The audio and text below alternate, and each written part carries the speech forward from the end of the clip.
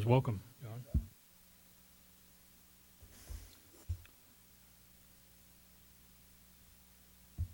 Item number 3 on the agenda, presentations. This time, we'd like to recognize the service of Councilman Michael Dalla, who, previous to being elected to council, served on this commission. And if you'll give me just a minute, I'll come down there.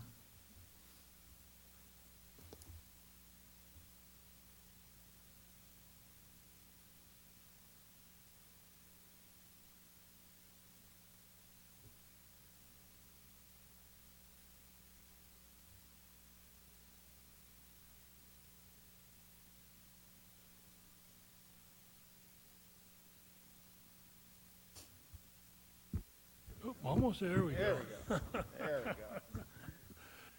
So, Michael, we'd all like to say thank you for your service. According to this little plaque we have for you, in appreciation for your dedicated service to the city of Schertz, Planning and Zoning Commission 2011 to 2019. That's 8 good years, and I know we're going to miss you. I've only served with you for the last couple of years, and I do appreciate your help and leadership in welcoming me as a new member and guiding this commission for the last couple of years and being a good, vital part of the city's growth since 2011. And I hope you'll think as fondly of us as you sit up there on the dais as a council member. Michael, thank you very much.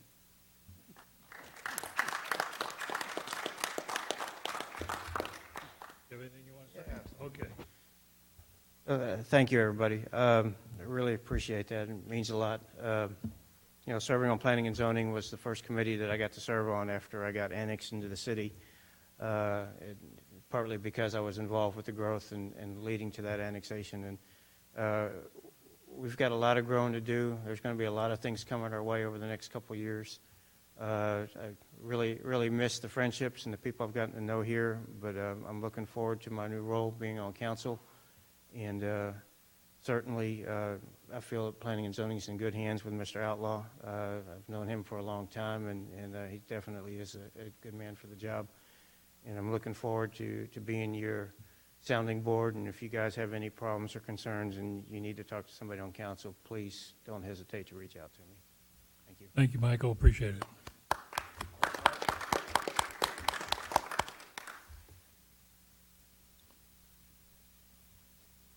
Okay, item number 4 is hearing of residents, and I don't believe anyone signed up, did they?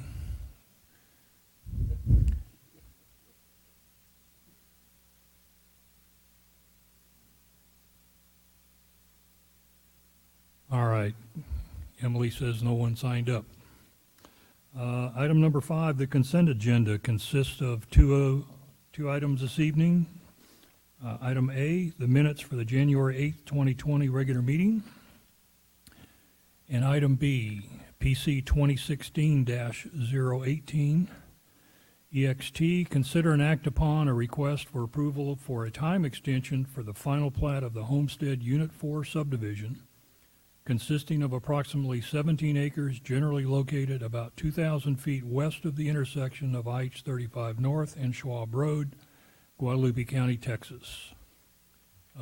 Commissioners, anyone need anything pulled from the consent agenda for discussion? If not, I'll entertain a motion. Move we approve the consent agenda as presented. Second. Okay, somebody down here beat him to it. Is that you? All right. All right, so I have a motion for approval from Councilmember Greenwald, or from Commissioner Greenwald, and second from Commissioner Haynes. Any further discussion? If not, I'll call for a vote. Aye. Aye. Aye. Aye. Aye. Okay, 7 ayes, right? Did I count right? I don't want to be like the ex-mayor, and anyway. 7 ayes, no nays, motion passes. Moving on to item number 6, items for individual consideration. First on the is PC 2019-040, consider and act upon a request for approval of a final plat of the Crossvine Subdivision Module 1, Unit 3, Phase B, an approximately 15-acre tract of land generally located south of the intersection of FM 1518 and Hollering Vine, City of Schertz, Bear County, Texas. Nick? 1 second, sorry. We're having some technical difficulties with the computers. We're going to go ahead and try and do the presentation on this surface here. It's on the dot cam. Give me 1 second. Okay. All right, so as Commissioner Outlaw said, this is the final plat for Crossvine Module 1, Unit 3, Phase B.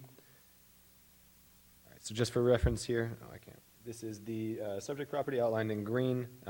This road here is FM 1518, and Lower Seguin is above your picture there.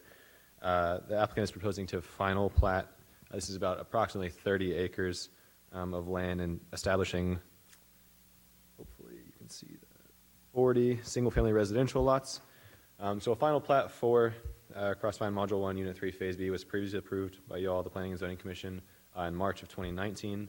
And following that approval, the project engineer went ahead and underwent the FEMA Letter of Map Revision, LOMR, process in order to officially move the floodplain boundary outside the bounds of the single-family residential homes that are right down here.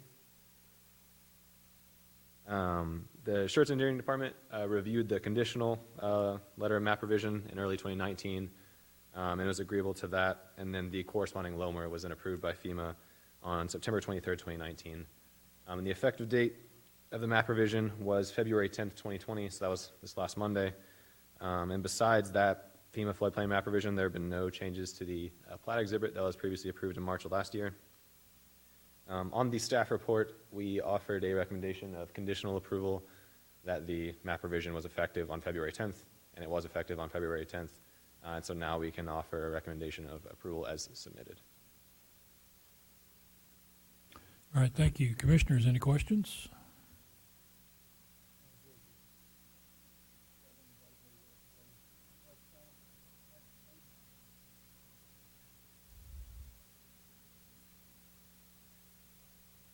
Is anybody in the audience representing Crossvine that would like to make a statement at this time?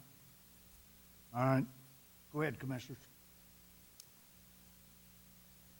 Yeah, anyone have any questions or discussion? Yeah, I have a question on the, and I don't know if it's in the PDD or not. It's been a while, but I remember on in the subdivisions down south, what do they call the not Halley's Cove, but the other one, Schertz something. Yeah. There's some areas down there where the homes are adjacent to a floodplain, and there's a requirement to build the foundation at least 1 foot above some measured level. Does Crossvine have that? In particular, these that are sitting right next to the floodplain? I forget what we call it. I just remember we had something like that. So I don't, from what I know of the Crossvine PDD, there's nothing like that. But if one of these lots or the homes were to be built in the actual floodplain, then they would have to be built 1 foot above the BFE, the base flood elevation. But the whole purpose of the letter of map revision was to get the floodplain off of the lot. That's if it's in the floodplain? Can't be built in the floodplain. Yeah. We're not I'm trying to approving recall building what, in the floodplain. So, let's correct that statement. So as I recall, it's if the floodplain, if the lot is encumbered by the floodplain, then you need the notation that needs to happen. You can build a structure in the floodplain, to be clear, so there's not a prohibition on it. You just either have to floodproof it or elevate it. But typically the requirement for the notation of the 1 foot above is if the lot is encumbered by the floodplain. If it's not, don't have the requirement. Now, are you saying, I'm just, this is off kind of the Sure, real understood. meat, but I need to, All right, well, let's, now, a lot can have the back corner over there, that lot can, this lot, right here in this building, can have the floodplain across there. And that's okay because the house is up here. It is outside of that floodplain. that's when it needs to have the note about the 1 foot, typically when it's encumbered by when the lot is encumbered by the floodplain.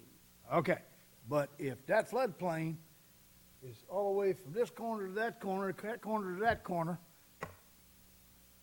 or, It can still be built in the floodplain. So here is just a reminder. Keep in mind that Main Street is entirely in the floodplain. You can still build, you've got to just elevate or you have to flood-proof. So it's a higher standard for what you have to do.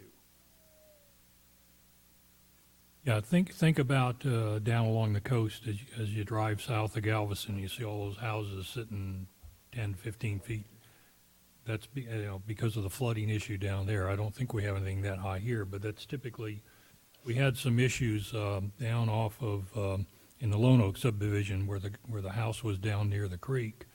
And when he rebuilt, I don't remember what it was like 5 or 6 feet, he had to elevate that structure. Typically, what they want is developers trying to get the lot to not Right. be touched by the floodplain at all. There are no issues with loans or sales or fear of that stuff. It's in the floodplain, out of the floodplain. That's why they typically do that. Thank you. And that's the whole reason for this new final plat, is to make sure all of the lots that were previously encumbered by the floodplain are no longer encumbered by the floodplain. I know it's a little blurry because we don't have the actual computer, but it's, you can see the pin, these ones just down here, they used to be in the floodplain and now they are completely out of it. what are the size of these lots? So there's 3 different classifications within this specific unit. There's the DSFR 1, 2, and 3. The DSFR 1s are 50 by 110, DSFR 2s are 60 by 120, and the DSFR 3s are 70 by 120.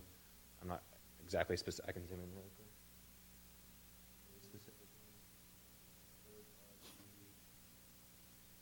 Some are 60. As per the PDD.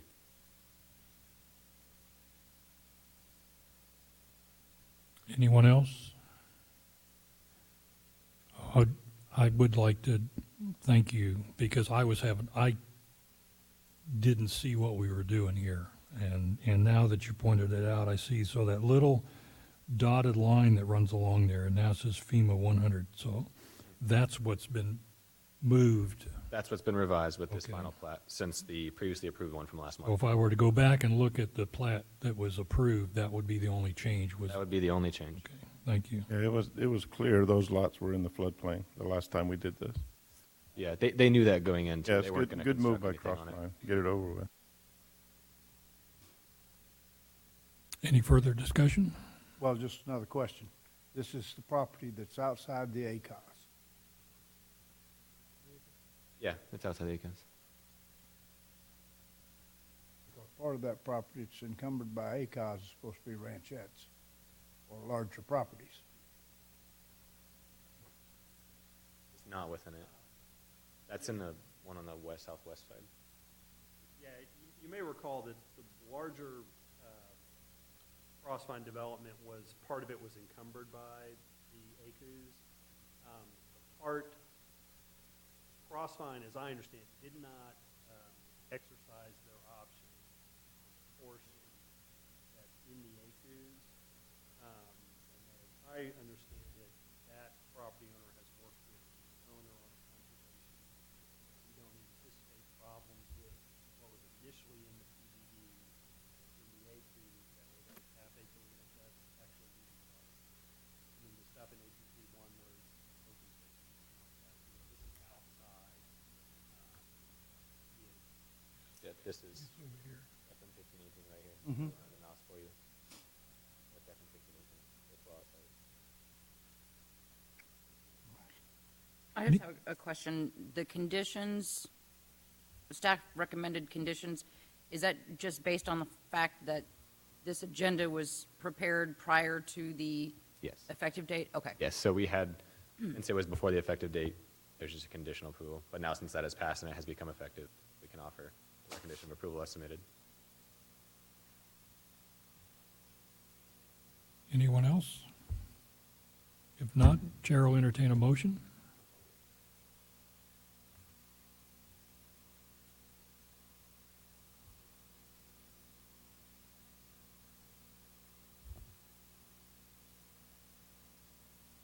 All right, the chair will make the motion.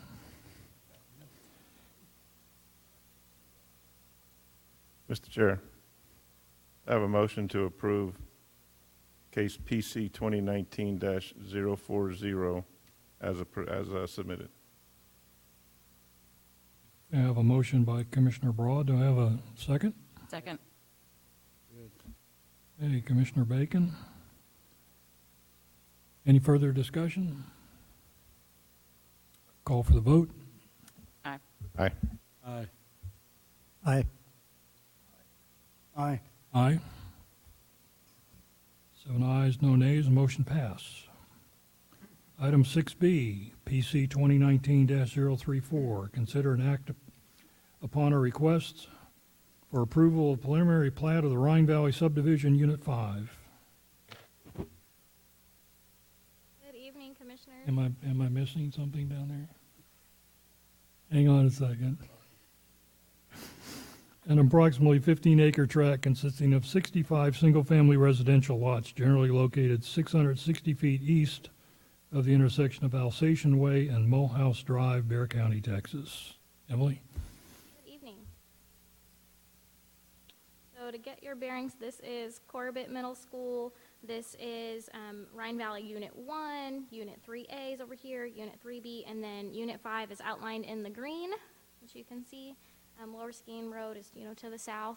So this is the next unit in the Rhine Valley subdivision. They are proposing to preliminary plat 65 single-family residential lots on 14.7 acres of land. The proposed lots do conform to the Rhine Valley PDD requirements and have a minimum lot size of 6,000 square feet. Rhine Valley Unit 5 is designed to have 2 points of access, one off of Mulhouse Drive, which is down here, that connects into 3B, and then one into, and I'm sure I'm saying this wrong, Busang Drive, which is this road here. There are no protected or heritage trees on site. The site is serviced by Schertz Water and Sewer, CCMA, CPS, AT&T, and Spectrum. The preliminary plat is consistent with all of the Rhine Valley PDD regulations and the City of Schertz standards, and staff is making a recommendation of approval. Thank you. Commissioners?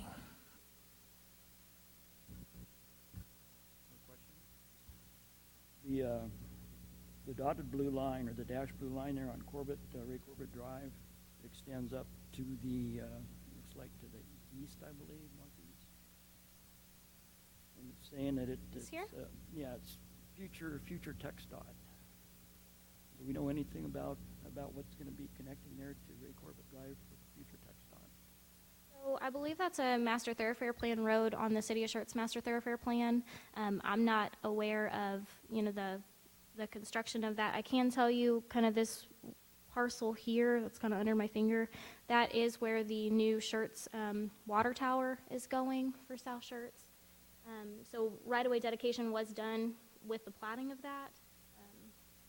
But as far as, the further connection this way, obviously that right-of-way won't be done until those properties come in for development.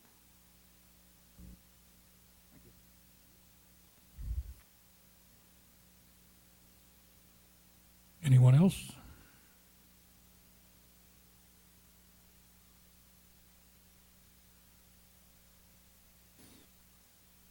Do I have a motion?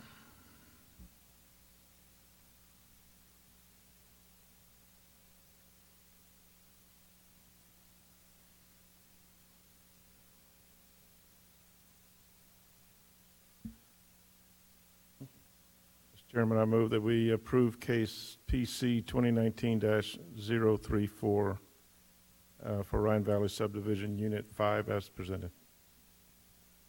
Do I have a second? Second. Okay, who is that to my right? Okay, Commissioner Haynes.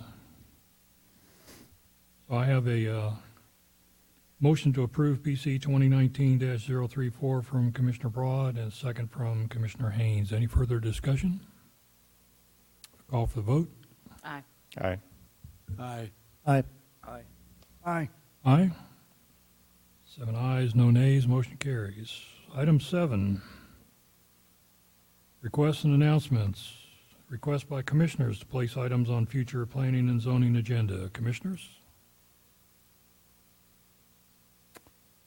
I see nothing there. Item B, announcements by commissioners. No one's done anything thrilling and exciting since we met last time? Okay.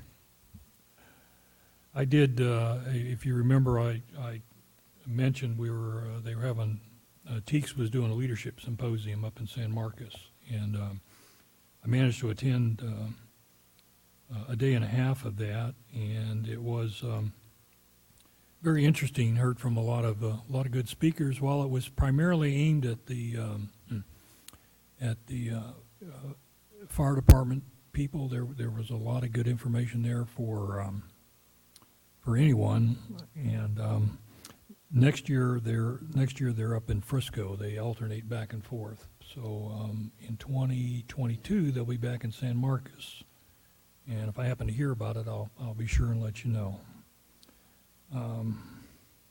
Okay, item C, announcements by city staff.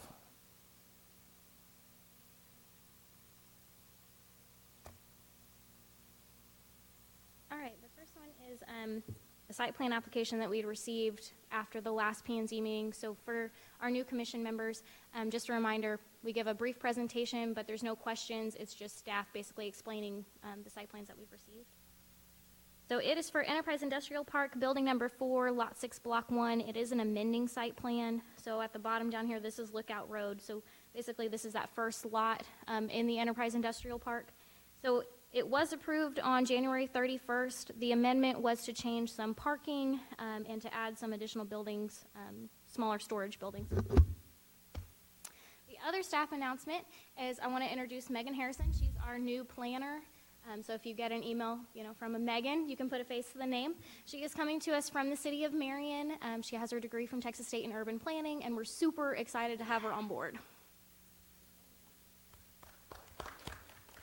Well, welcome, Megan. Would you like to say a few words? You don't have to. All right. Because we'll hear from you eventually. Trust me. All right. Well, again, welcome. I'm sure they're more than glad to have the help. Yes? Okay. All right. Item number 8, any further business? Commissioners, anything? All right. Therefore, the meeting stands adjourned at 18:23.